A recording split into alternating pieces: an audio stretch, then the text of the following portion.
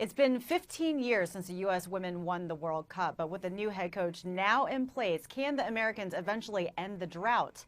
I'm Prim Sripapat with your ESPN headline. For the answer to that question, let's go ahead and bring in our very own Julie Foudy. So, Julie, the team relieved Jill Ellis of her interim duties and named her the head coach. What will Ellis do that their former coach, Tom Sermanni, did not?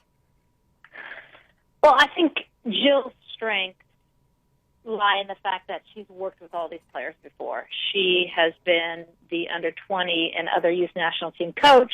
She's been at UCLA, so she was coaching Sydney Leroux there and other players, Lauren Cheney, Lauren Holiday. I think that is her strength in that she knows these players well. What she will do differently, and she said, I just got off the phone with her after they announced it on the press conference, is that she will bring a more consistent lineup. I think one of the things Tom Sermanni tried is a lot of varying lineups, a lot of different players. He was charged with changing the group, bringing in fresh faces, which he did. But I think Jill Ellis will go a different route. She'll say, okay, I want to have some consistency with these players, and I'm going to bring similar lineups. I'm going to bring similar players in. So I think that will be a big change. The question mark that has always surrounded Jill Ellis isn't if she has the international chops to pull this off, because she's been a great coach at the international level and had a great run at UCLA. I think the challenge for her is, can she actually win the big title, the World Cup? Because that's always been the knock by critics on Jill Ellis. So she's gone to 8 Final Fours as the UCLA coach, but she never won it as the UCLA coach. She didn't win it as the under-20 national team coach. So can she win the big World Cup, which of course is only a year out? Yeah, the World Cup is roughly a year away, and that kind of led me to my next question. But what do you think her biggest challenge will be then?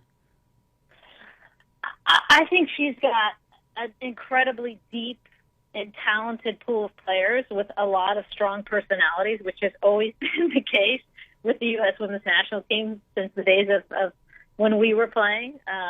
Is we have strong opinions, and we're not afraid to voice them. Are you trying to imply that you have a strong opinion, Julie?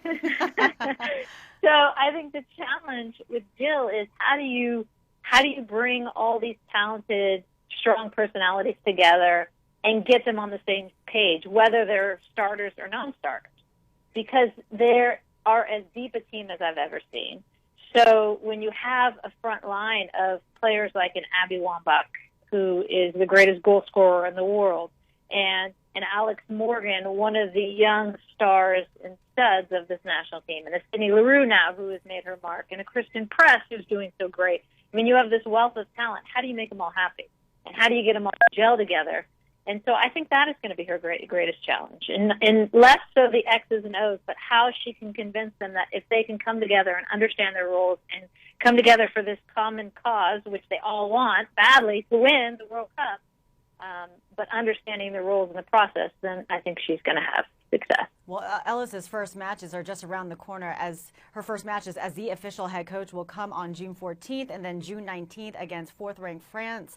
That will be in Tampa, Florida, and then East Hartford, Connecticut, respectively. And Julie, by the way, we love your strong personality. That's why you're with us. We love it.